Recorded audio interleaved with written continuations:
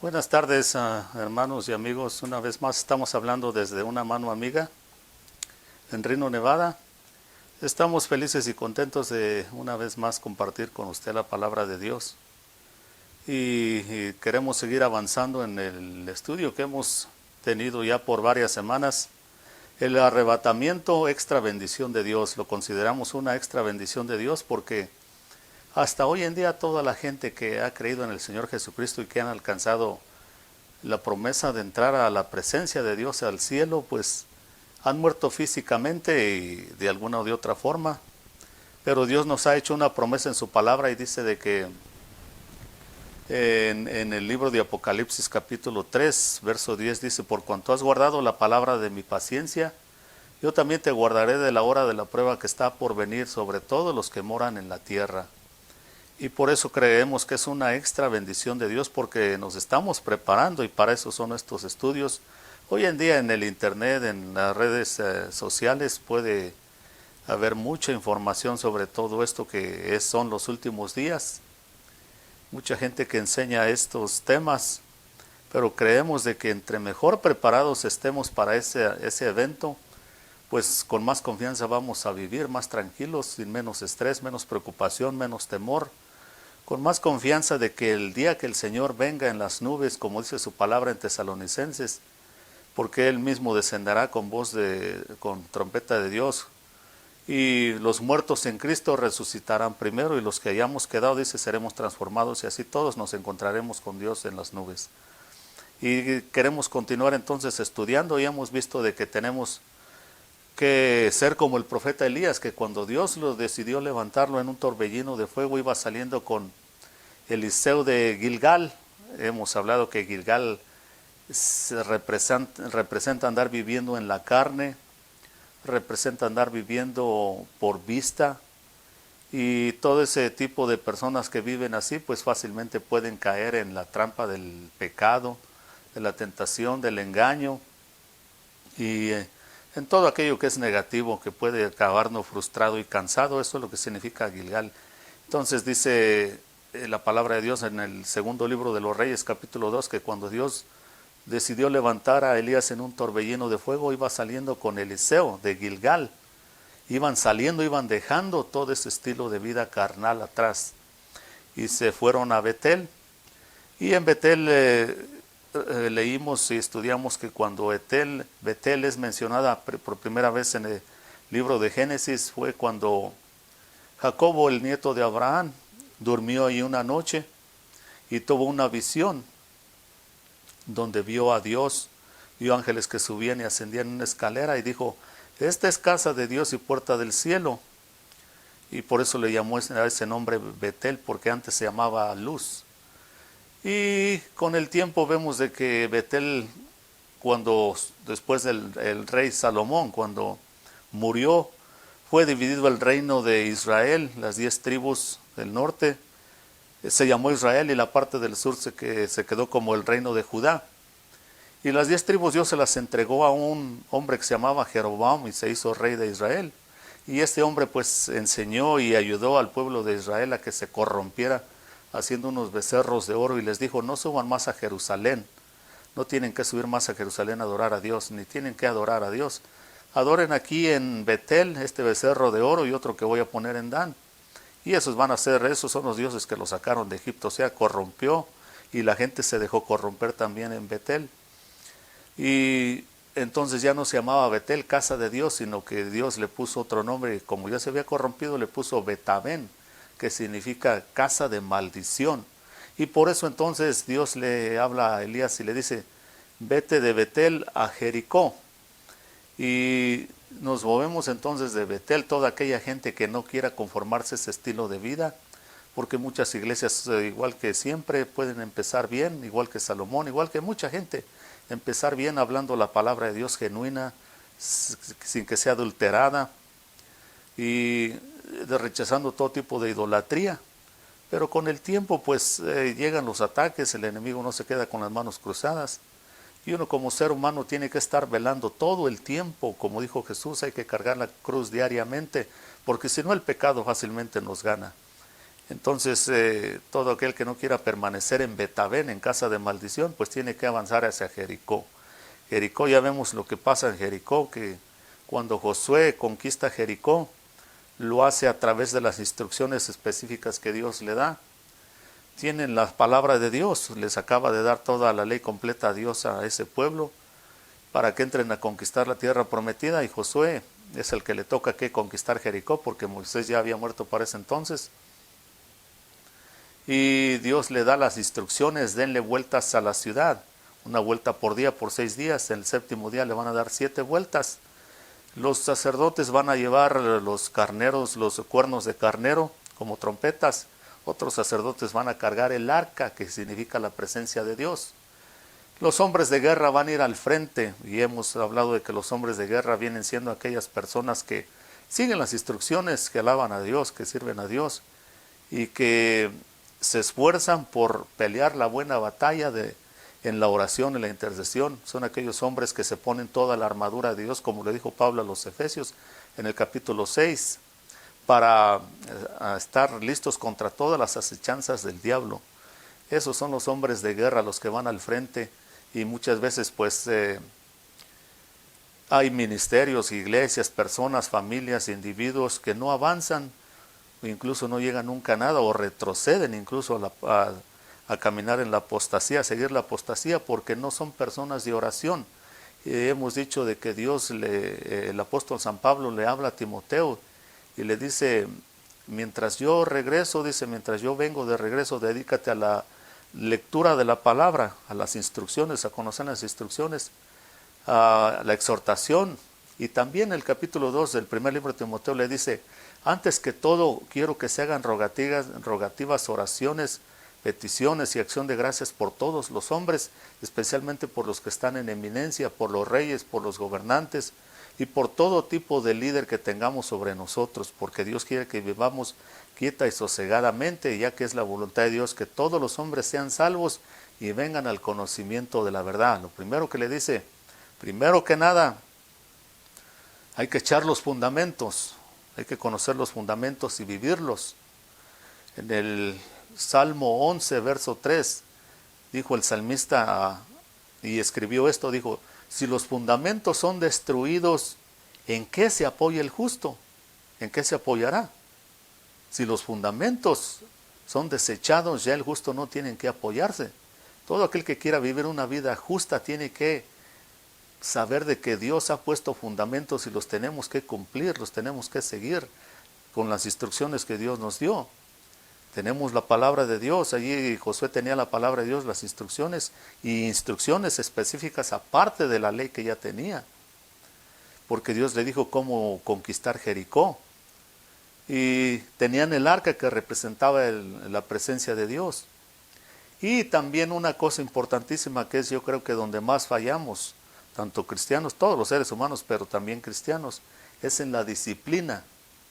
Ya teniendo las instrucciones, la palabra de Dios, y teniendo la presencia de Dios, lo que tenemos que hacer es disciplinarnos diariamente. La palabra disciplina y discípulos van muy de la mano. Un discípulo no puede ser discípulo si no tiene disciplina, y cualquiera que quiera vivir una vida disciplinada en la palabra de Dios, de seguro va a llegar a ser un discípulo importante en el reino de Dios. Entonces, ya vamos ahí en Jericó, ya la conquistan, pero hay un caso que queremos hablar de en cuanto a personas, situaciones, incluso pues el reino de Israel, que en una vez falló tratando de ir a una guerra, y es lo que nos pasa muchas veces, que descuidamos las instrucciones de Dios, y cuando descuidamos las instrucciones de Dios, de seguro vamos a descuidar también la disciplina. Y luego vienen batallas, vienen luchas, vienen tribulaciones a nuestra vida, y creemos que estamos mejor de lo que no, que somos mejor de lo que no. Nos autoengañamos, salimos a pelear y perdemos la guerra, porque no está la situación como nosotros a veces nos pensamos, y nos autoengañamos o dejamos que el enemigo nos engañe. Entonces es importante que reconozcamos en qué situación estamos espiritualmente, porque según el estado espiritual y moral en que nosotros estamos, Así son las decisiones y así es el estilo de vida que vamos a vivir. Entonces queremos hablar de este caso que mencionamos un poco la ocasión pasada. En el primer libro de Samuel, en el capítulo 1, 2, 3 y 4, 5, habla de esta situación que se da, donde comienza la vida del profeta Samuel. Su mamá, Ana, no podía tener hijos, era estéril. Va al templo y le suplica a Dios de que le dé un hijo, y ella misma dice, si me das un hijo te lo voy a ofrecer para que te sirva para siempre, y Dios se lo concede, le da a Samuel, el profeta Samuel, y desde que es niño lo lleva al templo, y en el templo allí crece juntamente al sacerdote Elí, y sus dos hijos que se llaman Ovni y Finis, que son sacerdotes también. Pero dice la palabra de Dios que estos muchachos, siendo sacerdotes, eran muy impíos, eran personas muy malas, abusaban de las mujeres de Israel, abusaban del pueblo de Israel. Lo que menos hacían era instruirle a la gente, porque ellos mismos no conocían la palabra de Dios. Lo que menos hacían era hacerle ejemplo a la gente, porque estaban totalmente corrompidos, abusaban en todas las formas posibles del pueblo de Israel. Hasta que Dios le habló y al profeta, a este rey, a este sacerdote Elí, a través de Samuel, cuando ya había crecido un poco Samuel, Dios le habló 4 veces, y él pensaba que era el sacerdote Elí, que lo estaba llamando ya estando acostado. Y en la tercera vez este sacerdote Elí le dice, mira, si te vuelven a llamar, dile, heme aquí, Señor, tu siervo escucha. Y Dios volvió a llamar a Samuel, y entonces Samuel entendió de que Dios lo estaba llamando por las instrucciones que este sacerdote le dio. Y le contesta a Samuel, le dice, aquí, Señor, tu siervo. Y Dios le habla a Samuel, le dice, mira, este sacerdote, donde tú estás viviendo con él, y sus hijos son personas muy malas, sus hijos son muy impíos y él no los ha estorbado. Y entonces aquí hay unas cosas importantísimas que tenemos que ver. Dios, fíjese cómo le habla a este sacerdote a través de Samuel, y le dice, yo había dicho que tú, siendo descendiente de Aarón, ibas a ser sacerdote para siempre, mis sacerdotes, dice, pero nunca yo tal haga, dice. En otras palabras, Dios está diciendo, aunque yo había dicho alguna cosa, si no me gusta cómo hacen las cosas ustedes, o si no las hacen como las deben de hacer, yo voy a arrepentirme, voy a cambiar de opinión. Porque muchas veces pensamos que porque Dios dijo algo, no puede cambiar de opinión, y Dios le dice más adelante, porque yo honro a los que me honran, y los que no, pues en poco van a ser tomados. Así de que Dios desechó a ese sacerdote Elí, porque dice que nunca estorbó a sus hijos, y sus hijos hicieron muy mal. Entonces viene el día que hay una guerra contra los filisteos, y salen a la batalla este pueblo de Israel contra los filisteos, y la pierden y matan como 4,000 hombres de Israel. Y se queja la gente de Israel y dicen, ¿por qué Dios nos ha herido delante de los filisteos? ¿Qué hemos hecho? Y entonces se dicen ellos mismos, vamos a traer el arca, porque el arca representa, escuche bien, el arca representa la presencia de Dios, no es la presencia de Dios. Ahí es donde mucha gente puede confundirse, y nosotros mismos, si no estamos velando debidamente. Representa la presencia de Dios, no es la presencia de Dios. Entonces esta gente de Israel van y traen el arca creyendo de que ahora sí van a ganar la batalla contra los filisteos, porque traen el arca, y cuando traen el arca al campamento de guerra se ponen muy felices y contentos, creyendo de que tienen todo el poder y que Dios está de parte de ellos. Pero acuérdese que si no seguimos las instrucciones, no vamos a tener disciplina y no vamos a saber exactamente qué hacer. Hablamos de una cita que está, un proverbio, que es un verso que está en el libro del profeta Oseas, donde dice, mi pueblo fue destruido porque le faltó conocimiento o porque le faltó instrucción. Y así pasa constantemente cuando la gente no conoce a Dios, cuando desprecia su palabra, porque después de que Dios dice eso a través de ese profeta, dice, por cuanto tú desechaste el conocimiento, las instrucciones, yo también te voy a echar del sacerdocio. Y por cuanto tú me olvidaste de mí, yo también me voy a olvidar de tus hijos. Exactamente lo que le pasó a este sacerdote Elí. Llevan entonces el arca al campamento creyendo de que ahora porque la tienen ahí van a ganar la batalla.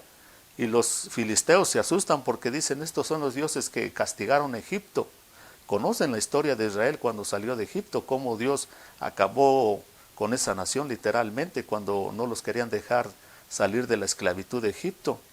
Los filisteos conocían esa historia y se asustan, pero hay otros filisteos que dicen, bueno, pues últimamente hay que esforzarnos, filisteos sean hombres, y no hay que tenerles miedo, porque si no, nosotros vamos a terminar sirviéndoles a ellos, así como ellos nos han servido.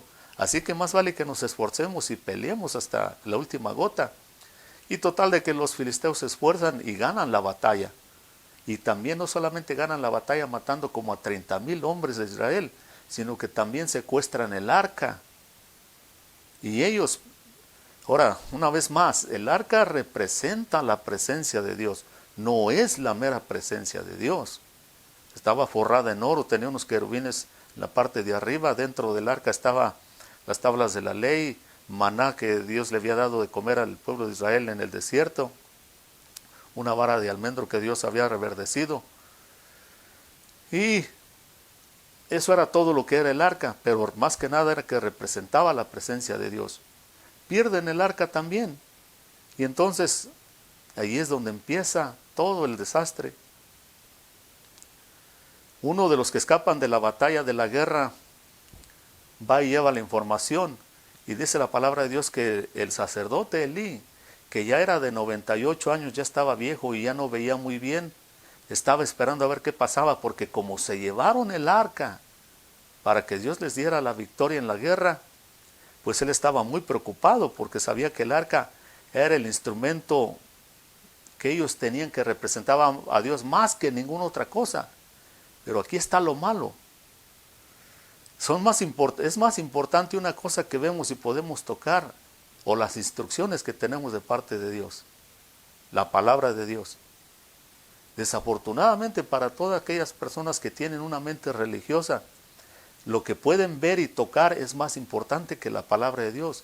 Pero acuérdese que si uno camina por vista, uno fácilmente puede ser engañado. Por eso dice la palabra de Dios que tenemos que caminar por fe y no por vista. Este sacerdote, como no conocía la palabra de Dios, no se preocuparon por seguir las instrucciones de Dios, mucho menos tener disciplina para vivir la vida de Dios. Está muy preocupado por las noticias que le van a traer, y llega este hombre que escapa de la batalla y le dice, ¿qué pasó? Dice, vengo muy preocupado, muy asustado, dice, porque en la batalla Israel perdió, como 30,000 hombres murieron. Tus hijos, Ofni y Fines, fueron también muertos en la batalla. Y el arca de Dios fue tomada por los filisteos. Vea.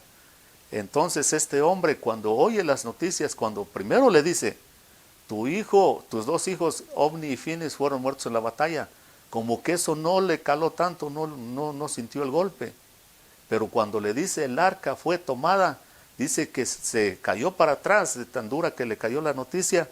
Estaba sentado en una silla, y siendo un hombre ya de 98 años, y era muy pesado, dice la palabra de Dios. El golpe, la noticia, pues lo desbalanceó. Una noticia muy mala. Se fue para atrás en la silla y se desnucó y se murió. Entonces vamos a leer esa parte de ahí, porque es donde queremos enfocarnos. En el capítulo, vamos a ver el capítulo 4. El capítulo 4 del primer libro de Samuel, desde el verso 17, dice así la palabra de Dios: y el mensajero respondió diciendo, Israel huyó delante de los filisteos, y también fue hecha gran mortandad en el pueblo. Y también tus 2 hijos Ofni y Fines fueron muertos, y el arca de Dios ha sido tomada. Y aconteció que cuando él hizo mención del arca de Dios, él cayó hacia atrás de la silla, al lado de la puerta, y se desnucó y murió, porque era hombre viejo y pesado, y había juzgado a Israel 40 años. Y su nuera, la mujer de Fines, que estaba encinta cercana al alumbramiento, oyendo el rumor que el arca de Dios había sido tomada, y muerto su suegro y su marido, se inclinó y dio a luz, porque le sobrevivieron dolores de parto. Y al tiempo que moría, le decían las que estaban junto a ella, no tengas temor, porque has dado a luz un hijo. Mas ella no respondió ni se dio por entendida. Y llamó al niño y cavó, diciendo, traspasaste la gloria de Israel, por haber sido tomada el arca de Dios y por la muerte de su suegro y de su esposo, Dijo, pues traspasada es la gloria de Israel, porque ha sido tomada el arca de Dios. Entonces, aquí está las malas noticias que le traen. Al sacerdote Elí, ya Dios le había hablado de que sus hijos iban a morir porque eran muy malos, muy perversos. Y él no los había estorbado. No había instrucciones, no había mucha enseñanza de la palabra de Dios en ese entonces. Y cuando le traen la noticia, vea lo que es tener una mente religiosa. El arca era muy importante, claro que era muy importante, especialmente para este pueblo de Israel. Pero ellos estaban pensando de que solo porque tenían el arca, Dios iba a estar ahí con su presencia, que iba a manifestar su presencia, sin importar cómo vivieran ellos. Y esa es una mentira grandísima que a través de los siglos los seres humanos hemos muchas veces vivido, hasta incluso el mismo cristianismo. Solamente porque vamos a un lugar que tiene un nombre bíblico, en algunos casos incluso ya nos atrevemos a hacer más, llevamos una Biblia, la leemos, en algunos casos todavía más, hay gente que incluso diezma y hace otras cosas y llega al punto de que nos acostumbramos tanto a vivir un estilo de vida pero vacíos por dentro, sin realmente la presencia de Dios. Y es lo que le pasó a esta gente, vea, a él le importa más las noticias de qué pasó con el arca que sus dos hijos que murieran. En otras palabras, la vida de dos seres humanos no es tan importante como el arca. Cuando que la vida de los seres humanos para Dios es más importante que cualquier instrumento religioso aquí en este mundo, incluyendo el arca. Después habla de la mujer de uno de sus hijos que se llama Finis. Y dice la palabra de Dios de que cuando llega el rumor a la mujer la cual estaba encinta, que su suegro había muerto, que su esposo había muerto en la guerra y que el arca había sido tomada por los filisteos, dice de que le vinieron los dolores de parto y cuando estaba dando a luz, estaba muriéndose también al mismo tiempo. No pudo soportar la mala noticia. Y las que estaban allá atendiéndola le dijeron, no tengas temor porque has dado a luz a un hijo. Pero dice la palabra de Dios que ella ni siquiera le dio importancia a eso. Cuando oyó el rumor de que el arca había sido secuestrada, llevada, robada por los filisteos, ella se desanimó totalmente, se le acabó la vida. No quiso vivir más, ni siquiera porque estaba dando a luz a un hijo. Esa pudo haber sido una razón muy grandísima para que siguiera luchando y viviendo. Pero el que perdieran el arca para esa gente representaba la presencia de Dios, pero ellos vivían mal delante de Dios. Entonces, no siempre tenemos que entender de que cualquier cosa, por muy bonita que sea, por muy religiosa, por muy buena que suene, pero que no puede nunca ser mejor que la misma presencia de Dios. Y es lo que le pasó a esta gente. El arca representaba, pero no era la mera presencia de Dios. Y es una de las cosas que tenemos que aprender. Hoy en día en nuestro pacto, desde que el Señor Jesucristo vino, en una ocasión la presencia de Dios desde que Él vino es el Espíritu Santo. Y en una ocasión el capítulo 14, verso 18 del libro de San Juan, el Señor le dice a los discípulos, no los voy a dejar huérfanos, sino que voy a venir a ustedes. ¿Cómo? En el Espíritu Santo, en la forma del Espíritu Santo. Dijo, voy a enviar al Espíritu de verdad, dice, va a estar con ustedes y dentro de ustedes. Y Él los va a guiar a toda verdad, toda justicia, los va a consolar, los va a llevar de la mano, va a ser el ayudador que ustedes van a tener para que los ayude en toda situación. La presencia de Dios. Nada de simbolismos ya más, ni siquiera la misma arca, sino que Dios mismo dentro de nosotros. Porque vea, ese niño que nació cuando murió la esposa de este Finis, hijo del sacerdote Elí, salió huérfano, quedó huérfano. Su papá lo habían matado en la guerra. Su mamá se muere ahí cuando les dan la mala noticia de que el arca fue secuestrada. Ese niño desde ese momento quedó huérfano. Su mamá era que se hubiera esforzado por vivir siquiera por él. Pero así es cuando nosotros ponemos la confianza en las cosas de este mundo, que representan a Dios, pero que no son Dios mismo. Si ya tenemos a Dios en nuestro tiempo, desde que el Señor Jesucristo vino para acá, no tiene ningún sentido ni nos ayude nada que pongamos nuestra esperanza y nuestras fuerzas en algo que solamente representa a Dios, pero que no es Dios mismo.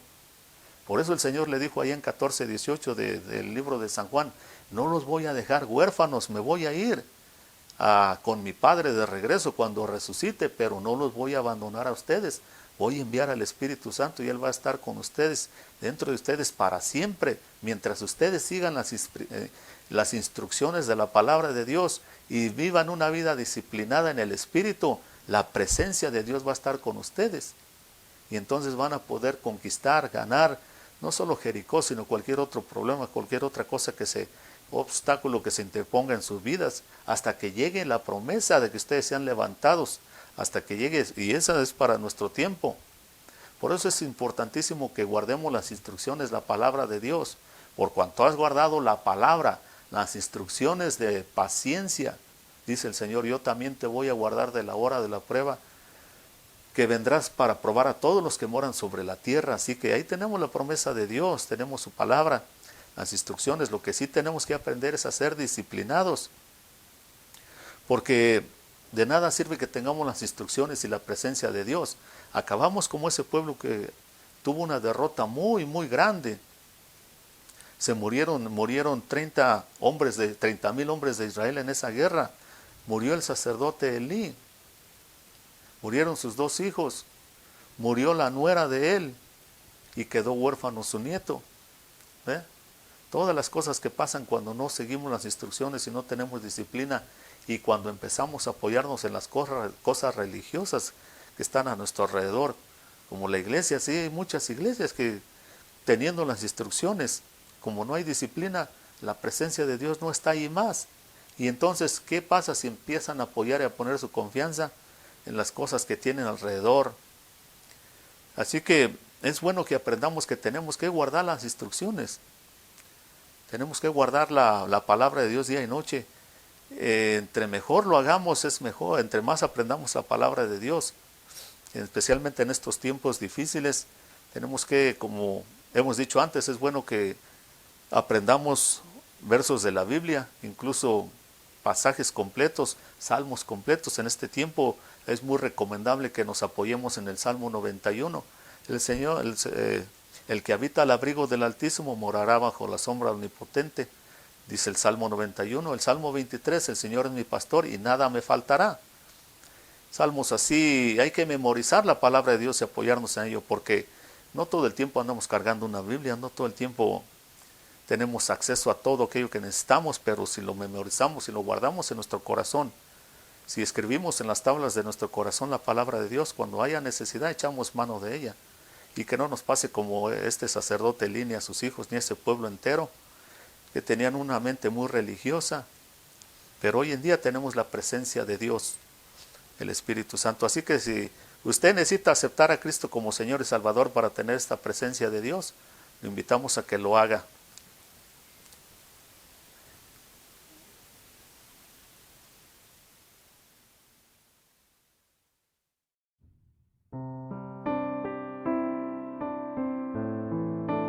Si te gustaría recibir a Jesucristo como tu único Salvador y recibir la vida eterna, haz conmigo esta oración.